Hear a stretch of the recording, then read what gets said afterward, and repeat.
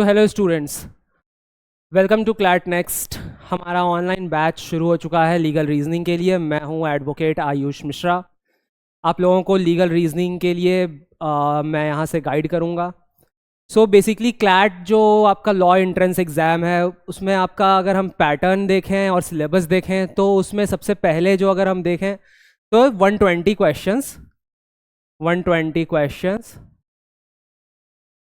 हमारे पेपर में आते हैं। ठीक है, अब 120 क्वेश्चंस में ये 5 सब्जेक्ट्स में डिवाइड होते हैं, बाइफरकेटेड इनटू 5 सब्जेक्ट्स। ठीक है, 5 सब्जेक्ट्स कौन कौन से हैं? तो पहला जो आपका है ये है इंग्लिश।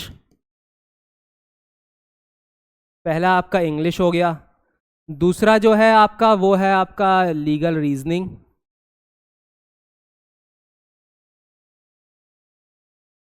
लीगल रीजनिंग हो गया। थर्ड है आपका logical reasoning. Logical reasoning. Fourth है आपका करंट अफेयर्स। जीके भी बोल सकते हैं आप इसको। फिफ्थ है आपका क्यूटी, क्वांटिटेटिव टेक्निक्स, जिसको आप बोलते हैं मैथ्स। अब देखिए, ये सारे लगभग सब्जेक्ट से आप वाकिफ होंगे। इंग्लिश आपने पढ़ रखा है 12th तक। लीगल रीजनिंग का जो पार्ट है ये आपके लिए थोड़ा नया है। लॉजिकल रीजनिंग भी आपने कहीं ना कहीं पढ़ रखा है। करंट अफेयर्स तो आप जान ही रहे हैं, करंट अफेयर्स आपको डे टू डे प्रैक्टिस करने की चीज़ है, उसके बिना वो आपको नहीं आएगा। क्यूटी जो है क्वांटिटेटिव टेक्निक्स, तो उसमें आपको ये भी अगेन प्रैक्टिस का पार्ट है। तो हम जो बात करने वाले हैं वो लीगल रीजनिंग की बात करने वाले हैं। अब लीगल रीजनिंग में क्या है?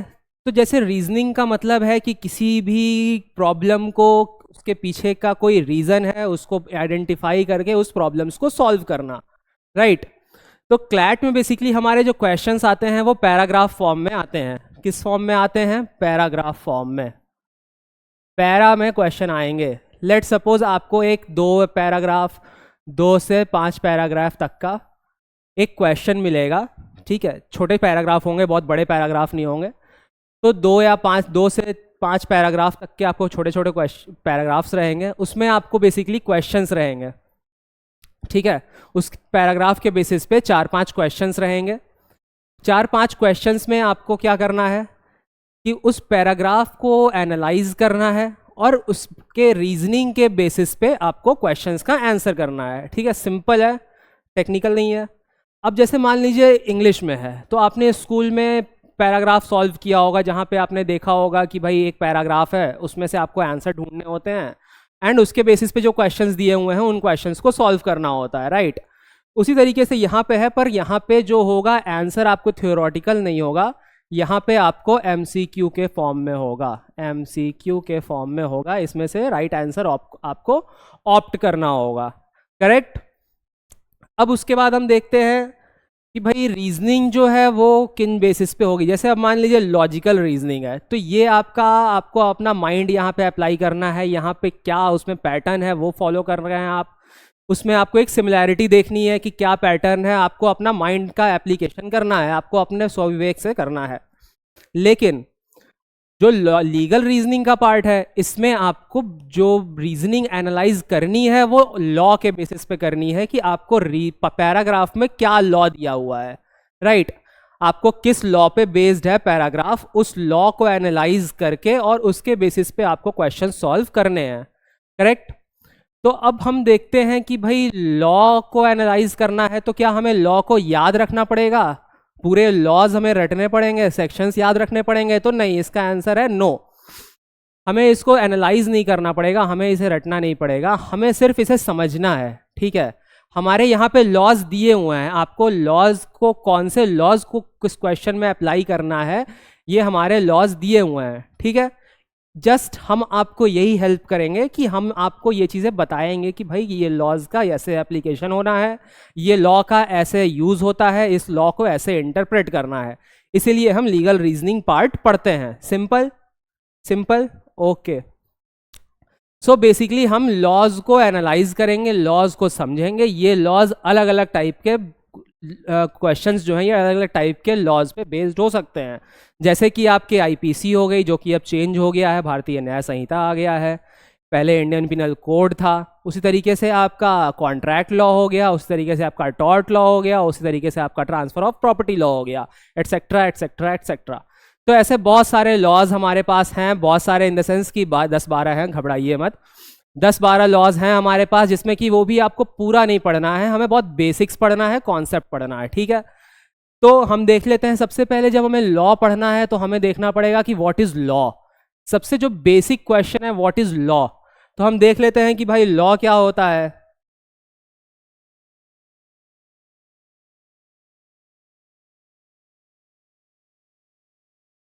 Law, what is law, important question है। What is law. तो देखिए सिंपल भाषा में अगर कहा जाए व्हाट इज लॉ, तो law is a set of command, law is a set of rules, law is a set of direction which are made. उनका पर्पस क्या है, लॉ का पर्पस क्या है? To govern the nation, to govern the population of that nation, right, to govern that relation, regulate that nation. अब हम बात करें अगर कि नेशन क्या होता है, लेट सपोज कि अगर हमें माइंड में ये क्वेश्चन आ सकता है कि व्हाट इज नेशन। लॉ जो है उसको हम नेशन को गवर्न करने के लिए, नेशन को रेगुलेट करने के लिए, नेशन की स्मूथ फंक्शनिंग के लिए लॉ का होना इंपॉर्टेंट है। पर हमें यह समझना पड़ेगा कि व्हाट इज नेशन। सो इससे एक नया क्वेश्चन आता है, what is nation, what is nation. तो नेशन देखिए, नेशन बेसिकली 4 एसेंशियल कंपोनेंट से बनता है, ठीक है, 4 एसेंशियल कंपोनेंट से बनता है नेशन, ठीक है। नेशन में क्या क्या चीज़ें होनी चाहिए, अगर कहीं पे ये 4 चीज़ें अवेलेबल है तो हम उसको नेशन कहते हैं, ठीक है। जैसे कि भाई उसकी एक फिक्स्ड टेरिटरी होनी चाहिए,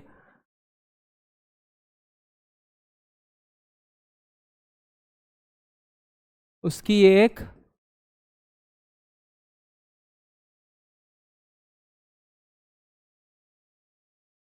फिक्स्ड टेरिटरी होनी चाहिए, ठीक है। दूसरा क्या है, उसकी एक फिक्स्ड पॉपुलेशन होनी चाहिए, फिक्स्ड पॉपुलेशन होनी चाहिए। अब उसके जो पॉपुलेशन होगी उस पर्टिकुलर टेरिटरी के विद इन जो रहने वाली पॉपुलेशन होगी वही कौन होते हैं, उसके सिटीजन्स, राइट।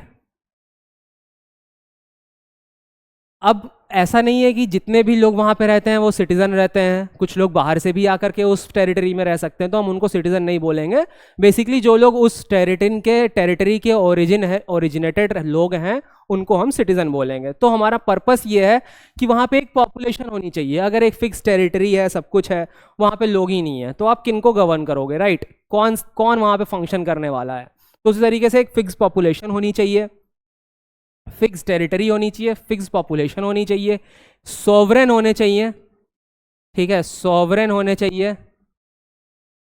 ठीक है, सॉवरेन होने चाहिए, फिक्स्ड पॉपुलेशन, टेरिटरी, सॉवरेन, और उस और free from independent, free from external pressures, ठीक है, पॉपुलेशन, ठीक है। अब सॉवरेन का मतलब क्या है यहाँ पे हम देख लें। अगर सॉवरेन का मतलब ये है कि इनके खुद के सेट ऑफ लॉज हैं, सेट ऑफ लॉज हैं, इनको कोई दूसरे के लॉज गवर्न नहीं करते हैं, ठीक है। तो सेट ऑफ लॉज होंगे जिनको कि कोई गवर्न, दूसरा कोई गवर्न उनको नहीं करेगा। लाइक हम जैसे पहले जब प्री इंडिपेंडेंस हमारा था तो हम इंडिया के कोई लॉज से गवर्न होते नहीं थे। आप भी देख रहे हैं कि जैसे हमारा इंडियन कॉन्ट्रैक्ट एक्ट है या इंडियन पीनल कोड है, ये सब 1860 या 1872, तो ये सब ब्रिटिश के टाइम के लॉज हैं, मतलब इंग्लिश लॉज हैं। इनको हम दूसरे लैंग्वेज में, लेमैन लैंग्वेज में इंग्लिश लॉज भी बोलते हैं, ठीक है। तो बेसिकली हम सॉवरेन होंगे तो हमारा खुद का एक सेट ऑफ लॉज होगा, जो कि हमारा खुद का लॉ बोले तो हमारा जो लॉज जो कि पार्लियामेंट ने पास किया है, राइट। पार्लियामेंट मतलब कि लोकसभा और राज्यसभा, राइट। ऐसा नहीं है, पार्लियामेंट मतलब कि president, Lok Sabha and Rajya Sabha, right. So basically ये तीनों मिला के पार्लियामेंट बनते हैं। तो उनके थ्रू अगर कोई लॉज पास हुआ है तो उसको हम बोलते हैं कि भाई ये इंडिया मेड लॉज है, लेजिस्लेचर है, ठीक है। सो बेसिकली हम ये समझ गए कि भाई लॉज क्या होते हैं। नेशन हमने समझ में आ गया कि नेशन का काम क्या है। नेशन का काम क्या है? लॉज को, नेशन का काम क्या है भाई? कि ये चार उसमें चीज़ें हों। और लॉज का काम क्या है? कि नेशन को गवर्न करना, ठीक है। नेशन में जो पॉपुलेशन है उनको गवर्न करना, उनके हरकतों को कंट्रोल करना। अब मान लीजिए लॉज ही नहीं होगा तो भाई कहीं पे कोई चोरी कर रहा है, कहीं पे कोई किसी का मर्डर कर दिया, कहीं पे कोई किसी के साथ कॉन्ट्रैक्ट किया, उसका कॉन्ट्रैक्ट ब्रीच हो गया, तो यहाँ पे अलग अलग तरीके के इश्यूज डेवलप होंगे, कॉन्फ्लिक्ट्स होंगे, राइट, अगर हम देखें तो। पर लॉज से ये होता है कि हम उन कॉन्फ्लिक्ट्स को कम कर सकते हैं, जो कल्प्रिट्स हो सकते हैं उनको हम पनिश कर सकते हैं, ठीक है। तो लॉज का बेसिक पर्पस यही है कि it is a set of command to regulate the nation, ठीक है। अगर हम जॉन ऑस्टिन की बात करें, जॉन ऑस्टिन एक बहुत ही फेमस जूरिस्ट हैं। आप जूरिस्प्रूडेंस जब आप लॉ स्कूल में जाएंगे तो जूरिस्प्रूडेंस पढ़ेंगे इनके बारे में। अगर हम इनकी बात करें तो इन्होंने डेफिनेशन दिया, law is the command of sovereign, right. Law is the command of sovereign which is intended to govern inferiors by the superiors. So inferior and superior does not calculated in terms of money or in terms of power and position. It is in terms of like the law is made by a supreme person, in the sense ki by a supreme authority that is called legislature, right. And every other person is inferior to it, or it is abided by, every other person is abided by that law which is passed by the legislature, right. So law is the command of sovereign. sovereign बोले तो जो हमारी government है, जो कि हमारी legislature है, right. तो लॉ उनका कमांड है, सुपीरियर का कमांड है किसी इंफीरियर को, या उनके इंफीरियर इन द सेंस कि जो लोग कॉमन मासेस हैं, जो लोग उन सुपीरियर्स को फॉलो कर रहे हैं, मेड लॉज जो है उसको फॉलो कर रहे हैं, राइट। चलिए तो हम आगे देखते हैं। लॉज का तो हमें समझ में आ गया। अब हम देखते हैं कि कितने टाइप के लॉज हो सकते हैं। टाइप्स ऑफ लॉज, रुकिए,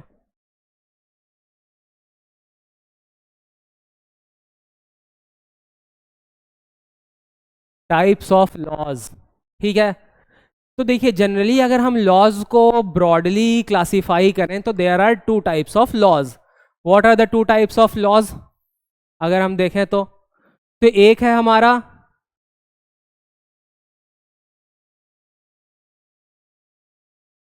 प्रोसीजरल लॉ, और एक है हमारा सब्सटैंटिव लॉ।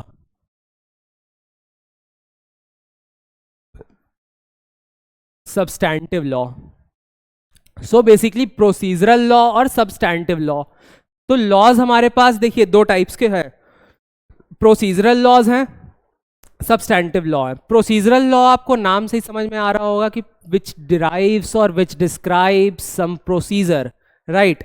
सो बेसिकली प्रोसीजरल लॉ जो हमारे पास, अगर मैं बात करूं कि कौन कौन से होते हैं, तो हम देखेंगे सीआरपीसी होगा, ठीक है। फिर हम देखेंगे आईपीसी, सीआरपीसी हो गया, सॉरी, उसके बाद देखेंगे हम सीपीसी हो गया। अच्छा बाय द वे, ये सीआरपीसी का नाम जो है वो चेंज हो गया है, आप सबको पता ही होगा, ठीक है।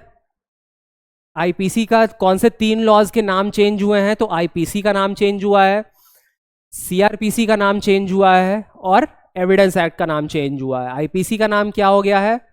भारतीय न्याय संहिता, बीएनएस। सीआरपीसी का नाम क्या हो गया है? भारतीय नागरिक सुरक्षा संहिता, बीएनएसएस, ठीक है। और इंडियन एविडेंस एक्ट का नाम क्या हो गया है? भारतीय साक्ष्य संहिता, राइट। भारतीय साक्ष्य संहिता, इंडियन एविडेंस एक्ट। तो ये हमारे जो 3 बेसिकली प्रोसीजरल लॉज हैं, सीआरपीसी, सीपीसी और है एविडेंस एक्ट, ठीक है। इसके अलावा आप लॉ स्कूल में देखेंगे ये 2 और होते हैं जिसको हम बोलते हैं स्पेसिफिक रिलीफ एक्ट और limitation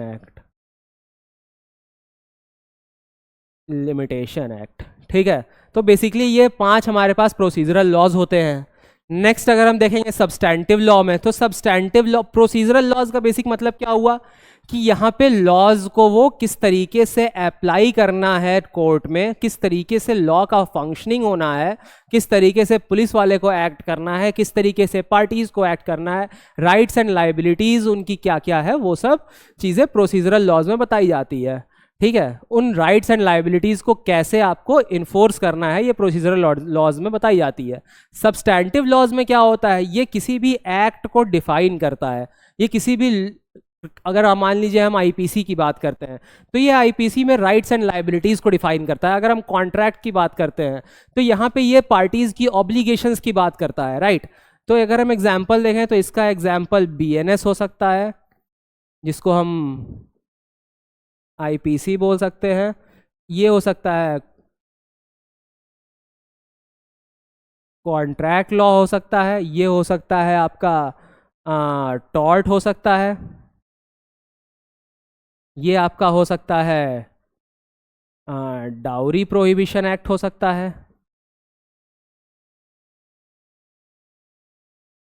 dowry prohibition act.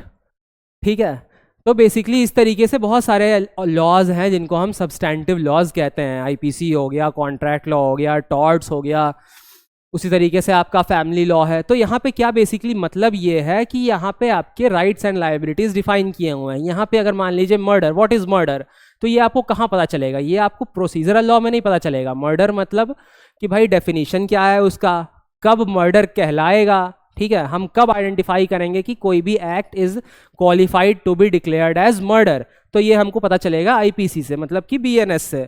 Contract law, कब पार्टीज का ऑब्लिगेशन है, पार्टीज ने कब ब्रीच किया, पार्टीज कब एंटर हुए, तो ये सब कब पता चलेगा हमें, कैसे, तो कॉन्ट्रैक्ट लॉ से। अब मान लीजिए मर्डर हो गया है, क्राइम की हम बात करें तो मर्डर हो गया है। अब मर्डर के बाद का प्रोसीजर क्या है, पुलिस आएगी, अरेस्ट करेगी आपको, कोई उस पर इंक्वायरी होगी, इन्वेस्टिगेशन होगा, तो ये सारी चीज़ें आपको पता कहाँ चलेगी, प्रोसीजरल लॉज में, सीआरपीसी में ये सारी चीज़ें आपको पता चलेगी, करेक्ट। चलिए, तो अब हम आगे बात करते हैं। प्रोसीजरल लॉ हो गया हमारे पास, सब्सटैंटिव लॉ हो गया। तो बेसिकली अब प्रोसीजरल लॉज, सब्सटैंटिव लॉज, ठीक है। अब इसके बाद हम देखते हैं कि लॉज को अगर हम बाय नेचर डिवाइड करने की कोशिश करें तो हमारे पास 2 टाइप के लॉज होते हैं। एक जैसे कि सिविल लॉ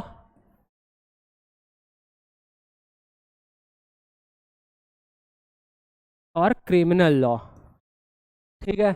सिविल लॉ और क्रिमिनल लॉ हमारे पास 2 टाइप के लॉज होते हैं।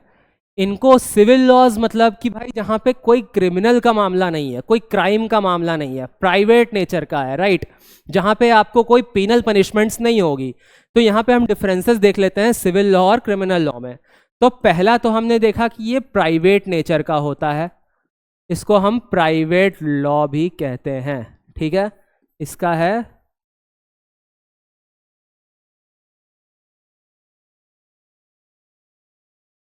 प्राइवेट इन नेचर, ठीक है, इसको हम प्राइवेट लॉ भी कहते हैं। ये क्या है, पब्लिक लॉ, ठीक है। अब इसका ये पब्लिक लॉ है, तो प्राइवेट लॉ और पब्लिक लॉ का मतलब क्या है। अब देखिए क्रिमिनल लॉ में क्या होता है, जनरली हम ऐसा मानते हैं कि अगर जो स्टेट की या नेशन की पॉपुलेशन है, ठीक है, उसको प्रोटेक्ट करना, उनको रेगुलेट करना, उनकी राइट्स एंड लायबिलिटीज़ को प्रोटेक्ट करना, ठीक है, ये जो है वो गवर्नमेंट की ऑब्लिगेशन है, गवर्नमेंट की ड्यूटी है, ठीक है। तो अगर लेट सपोज आपके साथ कुछ क्राइम होता है या फिर आपके साथ किसी तरीके का कॉन्ट्रैक्चुअल ब्रीच होता है, तो उस टाइम अगर आपके साथ किसी तरीके का क्राइम होता है तो वहाँ पे आपको कॉन्ट्रैक्चुअल ब्रीच क्या हो गया, वो तो फिर आपका सिविल लॉ में जाएगा, ठीक है। तो क्राइम की अगर हम स्पेसिफिकली अभी बात कर रहे हैं, इसलिए हम पकड़ते हैं आपके साथ कोई क्राइम अगर होता है तो उस केस में जो आपकी पार्टी होगी जिससे आप न्याय मांगेंगे, जो आपको न्याय दिलाएगा, वो न्याय कौन दिलाएगा, वो आपको होगा, एक पार्टी आपकी होगी गवर्नमेंट, राइट। जो विक्टिम साइड होती है उसकी पार्टी, उसका जो केस होता है वो गवर्नमेंट लड़ती है, बाकी जो अक्यूज का साइड होता है वो अक्यूज का वकील लड़ेगा, ठीक है। जो गवर्नमेंट के साइड, जो विक्टिम साइड, गवर्नमेंट आपका केस लड़ रही है, विक्टिम का केस लड़ रही है, वो गवर्नमेंट के लॉयर्स लड़ते हैं जिनको हम बोलते हैं गवर्नमेंट प्लीडर्स, ठीक है। या पब्लिक प्रोसिक्यूटर्स, आपने हमेशा नाम सुना होगा पब्लिक प्रोसिक्यूटर या गवर्नमेंट प्लीडर्स, जीपी, राइट। तो बेसिकली वो गवर्नमेंट के लॉयर्स होते हैं, केसेस लड़ते हैं गवर्नमेंट के बिहाफ पे, और विक्टिम के साइड से वो केसेस लड़ते हैं। उनका प्राइम जो पर्पस होता है वो होता है अक्यूज्ड को पनिश दिलवाना, प्रोसिक्यूशन के साइड से होते हैं, ठीक है। तो पब्लिक लॉ में क्या होता है, जनरली अगर कोई क्राइम हुआ है तो उसमें सोसाइटी इन लार्ज इफेक्ट होती है। अब मान लीजिए आपको पता चला आपके पड़ोस में एक मर्डर हुआ है, लेट सपोज, या थेफ्ट हुआ है, बाइक की चोरी हो गई, तो अब आप नेक्स्ट डे से आप भी थोड़ा सा सतर्क रहोगे, राइट, कि भाई अपने बाइक को भी थोड़ा ताला वाला मार के रखोगे, आपकी कहीं अगला नंबर आपका ना लग जाए, है ना, आपकी चोरी ना हो जाए। तो बेसिकली ये यहाँ पे क्या हुआ कि जो ये क्राइम हुआ, ये क्राइम अगेंस्ट सोसाइटी हुई है, ठीक है। यहाँ पे अब सबके मन में खौफ हो गया कि भाई क्राइम जो है वो कहीं भी हो सकता है। तो अब स्टेट की रिस्पॉन्सिबिलिटी है, गवर्नमेंट की रिस्पॉन्सिबिलिटी है कि आपको सुरक्षित रखे, इसलिए कल्प्रिट को पनिश करवाना ये स्टेट की रिस्पॉन्सिबिलिटी होती है, इसलिए हम यहाँ पे इसको पब्लिक लॉ कहते हैं। यहाँ पे पब्लिक लॉ ना कहने का पर्पस ये है हमारा कि भाई ये प्राइवेट नेचर का होता है, यहाँ पे दो पार्टीज के बीच की बात होती है, यहाँ पे कोई थर्ड इन्वॉल्व नहीं है, यहाँ पे किसी इन दो पार्टीज के बीच अग्रीमेंट होने से किसी थर्ड को खतरा नहीं है, सोसाइटी को खतरा नहीं है, राइट। यहाँ पे लेट सपोज मैंने आपसे लैंड परचेज किया आपका, ठीक है, आपने मेरे को 2 करोड़ में अपना लैंड सेल किया, मैंने आपको 1 करोड़ पेमेंट कर दिया, और मैंने बोला कि आफ्टर 6 मंथ्स जब ये कॉन्ट्रैक्ट एग्जीक्यूट होगा उस टाइम पे मैं आपको रिमेनिंग 1 करोड़ पेमेंट कर दूंगा, राइट। पर अब आपने 6 मंथ्स बाद कॉन्ट्रैक्ट को एग्जीक्यूट भी कर दिया, पर मैंने पेमेंट नहीं किया। तो मान लीजिए मैंने आपको पेमेंट नहीं किया, तो इससे क्या सोसाइटी इन लार्ज इफेक्ट हो रही है, किसी थर्ड पर्सन का कुछ नुकसान हो जाएगा क्या? नहीं, बिल्कुल नहीं होगा। only that parties are affected between the whose the contracts has been executed or the contracts has been formed. Okay, so basically private laws are private in nature. The laws are created or laws are entered into between two private parties which does not affect any third party in the society. ठीक है। अब देखिए generally क्या है कि जब civil law होता है तो उसमें अगर कोई भी तरीके का लेट सपोज गिल्टी प्रूफ हो गए, तो अब हमें यहाँ पे नेचर ऑफ पनिशमेंट भी डिफर करता है। नेचर ऑफ पनिशमेंट,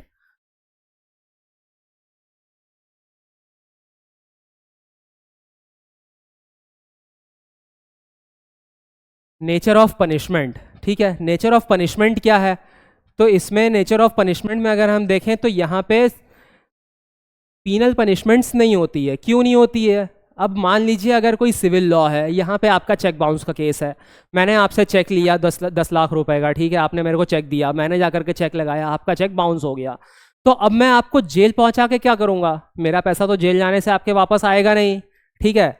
अगर ये हो सकता है कि आप मेरे को पैसे भी दीजिए और उसके बाद आप जेल भी जाइए, तो मेरा कुछ हो सकता है, मेरे को अच्छा लगेगा, बट मुझे अभी तो आपसे जो रिलीफ चाहिए वो क्या हो सकता है? वो आपसे हो सकता है कि आप मेरे को मेरा चेक का पैसा दे दीजिए वापस, यही हो सकता है, राइट।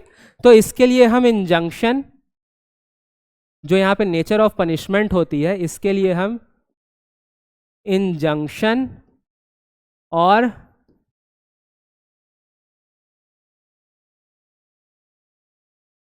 स्पेसिफिक रिलीफ की डिमांड करते हैं, ठीक है, स्पेसिफिक रिलीफ की डिमांड करते हैं। पर यहाँ पे अब लेट सपोज आपके घर यहाँ पे कोई क्राइम हो गया है, आपके इन द सेंस कि XYZ, ठीक है।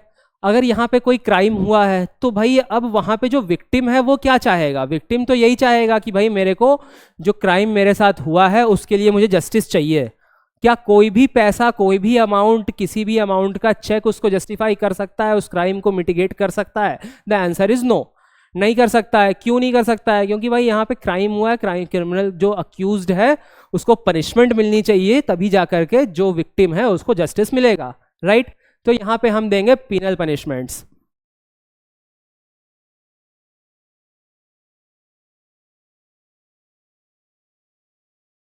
ठीक है। यहाँ पे हम देंगे पीनल पनिशमेंट। पीनल पनिशमेंट मतलब कि हम सीधा उसको जेल भेज देंगे। समझ में आ रही है बात? तो बेसिकली ये डिफरेंस होता है सिविल लॉ क्रिमिनल लॉ में। यहाँ पे जो पार्टी होगी आपकी, जो अदर पार्टी होगी, सॉरी,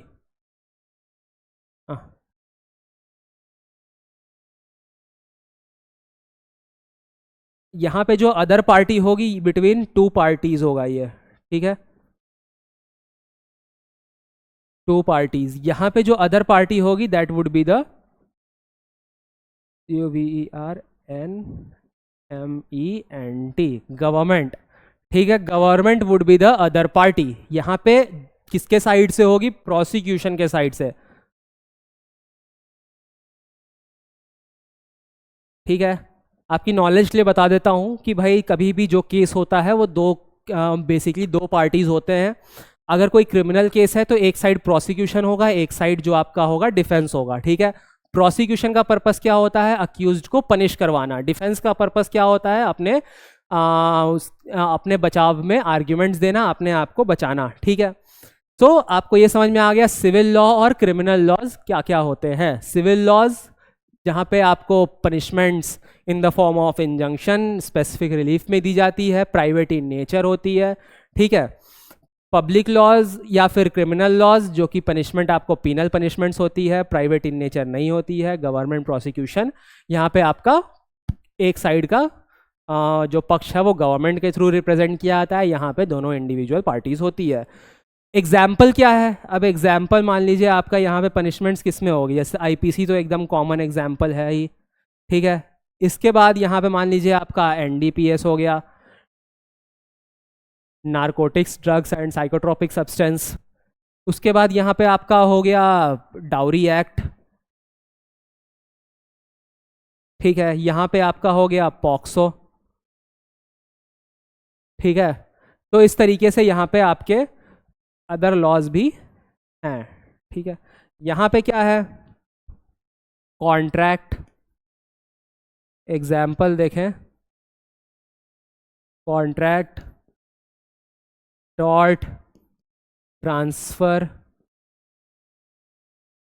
ऑफ प्रॉपर्टी एक्ट। ठीक